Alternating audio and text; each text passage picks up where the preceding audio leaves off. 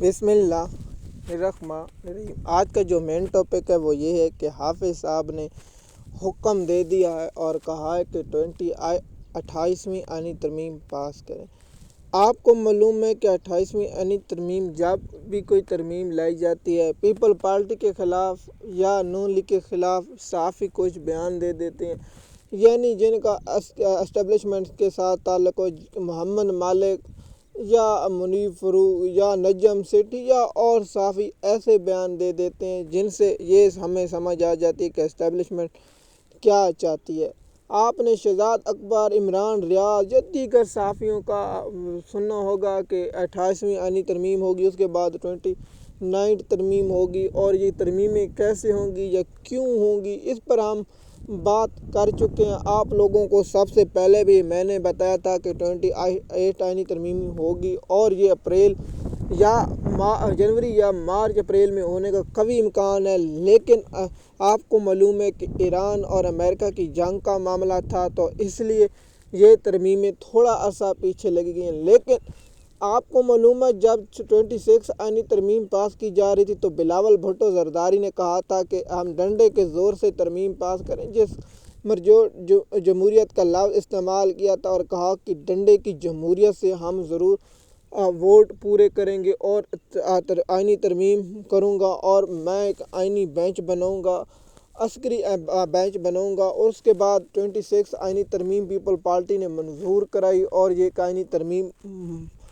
26 آئینی ترمیم منظور ہو گئی، اور جیسے منصور علی شاہ کا، جیسے منیب اختر کا اور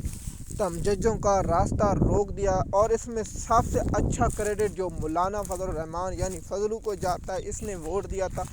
اس کے 5 سینیٹر تھے اور بہت سے ایم این اے تھے،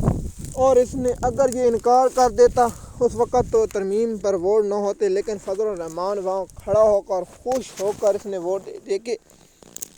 تاریخ ہمیشہ ان کو یاد کرتے جو بہادر ہوتے ہیں۔ اگر مولانا فضل الرحمان ووٹ نہ دیتے، مثال کے طور پر اگر ترمیم پاس ہو جاتی تو مولانا فضل الرحمان کے پاس یہ تو کہنے کے لیے تھا کہ میں نے ذیلی اسمبلی میں ترمیم ووٹ نہیں دیا، میں نے فلاں نہیں کیا یا میں نے وہ نہیں کیا، لیکن فضل الرحمان نے ترمیم کے حق میں ووٹ دے کر پاکستان کی عوام کی پیٹھ میں چھرا گھونپا، کیونکہ مولانا فضل الرحمان اسٹیبلشمنٹ کے مورے ہیں اور یہ ان کے حکم پر چلتے ہیں۔ تو 28ویں آئینی ترمیم میں کیا ہونے والا ہے؟ آپ کو بتایا تھا کہ صدر مملکت کے اختیارات کم کیے جائیں گے، اور اس کے بعد دوسرا جو اہم نکتہ ہے کیا،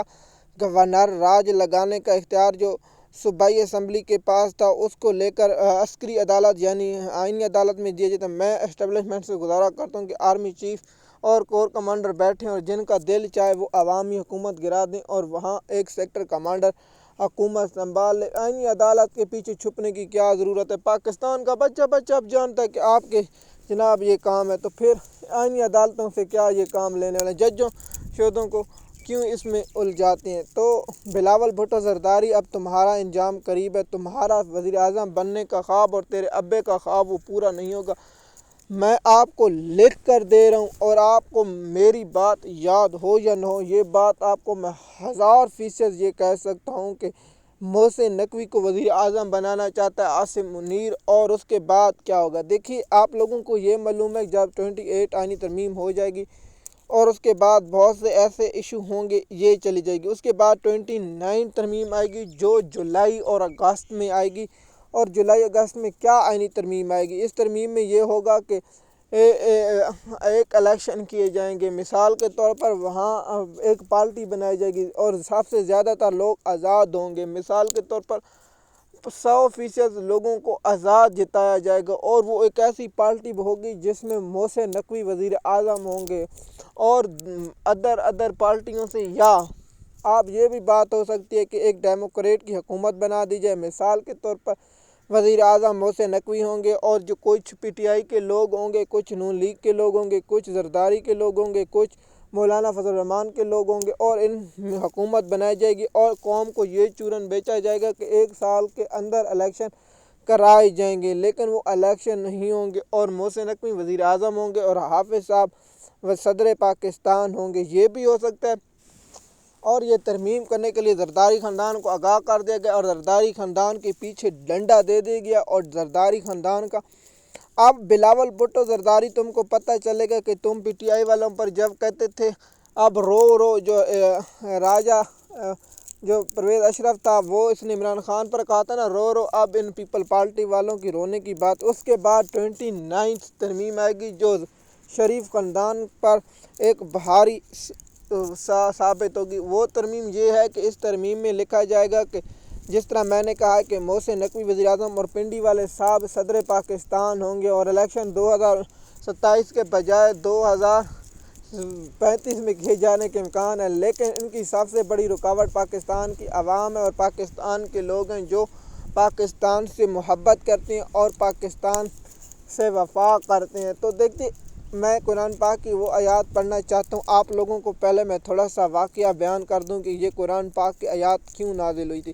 سب سے پہلے یہ آیات کا ترجمہ سنیں۔ اللہ پاک قرآن پاک میں ارشاد فرماتا ہے کہ وہ زمین پر چال چل رہے تھے، اللہ پاک آسمان پر چال چل رہا تھا۔ سب سے بہتر چال اللہ پاک چلنے والا ہے۔ جب یہودیوں نے فیصلہ کیا کہ حضرت عیسیٰ علیہ السلام کو ہم نعوذ باللہ اس کو شہید کریں گے اور اس کے بعد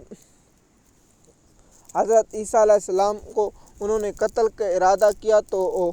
انہوں نے کہا کہ ہم حضرت عیسیٰ علیہ السلام کو شہید کریں گے۔ اس کے بعد حضرت جبریل علیہ السلام آئے اور حضرت عیسیٰ علیہ السلام کو اٹھایا اور آسمانوں پر چلے گئے، اور کچھ عرصے بعد جب پوچھا کہ فلاں شخص کیا تو پتہ چلا کہ ہم نے اپنے شخص کو مار دیا۔ اور یہاں یہ قرآن پاک کی آیات نازل ہوئی اور اللہ پاک نے ہمارے کریم آقا علیہ السلام کو یہ آگاہ کرتے ہوئے کہا تاکہ جب یہ لوگ زمین پر چال چل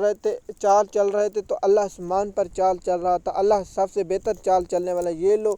جتنی بھی چالیں چلیں سب چالیں ہوتا وہی ہے جو منظور خدا ہوتا ہے۔ ہمارا مسلمانوں کا ایمان ہے اور یقین ہے، اللہ پر 100% یقین ہے، 1000% یقین ہے، جو اللہ پاک ہمارے حق میں یا ہمارے مفاد میں فیصلہ کرے گا وہی سب سے بہتر ہوگا۔ یہ لوگ زمین پر چاہے جتنی بھی چالیں چلیں، دیکھیے ہر شخص کی خواہش ہوتی ہے کاش یہ میرے پاس ہوتا۔ مثال کے طور پر میں آپ کی طرف سے ایک مثال دوں، کاش یہ میرے پاس گاڑی ہوتی، کاش یہ میرے پاس پیسہ ہوتا، کاش یہ چیز میرے پاس ہوتی، لیکن اللہ تعالیٰ ہمیں جو بھی دیتے ہیں وہ ہمارے ہی کرم سے دیتے ہیں۔ دیکھیے میں ایک صحافی کی بات سے متفق ہوں۔ ان لوگوں کو عمران ریاض خان نے ایک بات کی تھی کہ ان کو اللہ تعالیٰ نے معافی کی جو توبہ کی توفیق ہے وہ بھی چھین لے۔ ان کو تھوڑا سا بھی احساس نہیں ہوتا کہ ہم کیا کریں۔ جب جس انسان کے دل میں احساس ختم ہو جائے یا اس کو یہ کہے کہ یہ ظلم نہیں ہے اور ظلم نہیں، تو اس کا مطلب یہ ہے کہ اللہ پاک نے ان کے دل پر مہر لگا دیا اور اللہ تعالیٰ نے چھوٹ دے دی۔ قرآن آپ لوگ یہ سوچ رہے ہوں گے کہ اللہ پاک ان پر کیوں نہیں کرتا، تو اللہ تعالیٰ قرآن پاک میں ارشاد فرماتے ہیں کہ ہم ان کو تھوڑی سی مہلت دے رکھی ہے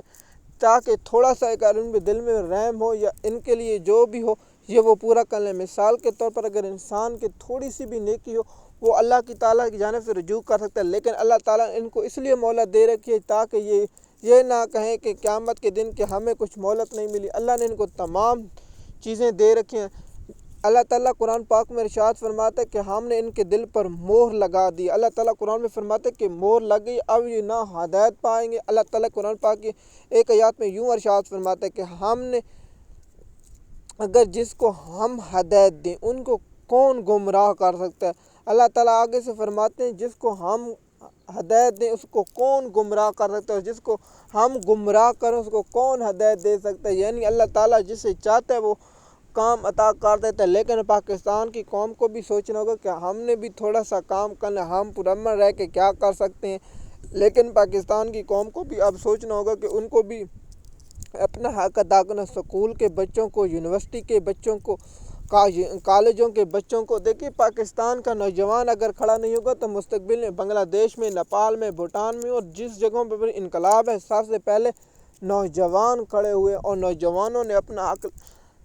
دیکھیے جب نوجوان نکلے گا تو سب کچھ ہوگا۔ علامہ اقبال بھی اسی طرح کہتا ہے کہ جوانوں کو میرا پیر بنا دو۔ جیسے کہ آپ جانتے ہیں کہ فضل الرحمان ہو یا آصف علی زرداری ہو، ان کو حکم دے دیا گیا اور حافظ صاحب نے کہا ہے کہ 28ویں آئینی ترمیم ہر صورت پاس ہوگی اور زرداری کی چھٹی ہونے والی ہے۔ ہم نے پہلے بھی آپ لوگوں کو بتایا کہ زرداری کا انجام بہت قریب ہے۔ اس کے بعد شریف خاندان کا اور وزیر اعلیٰ پنجاب میں کون بننے والا ہے اس کی بھی تفصیلات آپ لوگوں کے ساتھ ہم 2 ماہ بعد بتائیں گے اور ریسرچ کر رہے ہیں کیا یہ بات سچ ہے یا نہیں سچ ہے۔ دیکھیے ابھی تک مریم نواز کے کام سے تو خوش ہیں،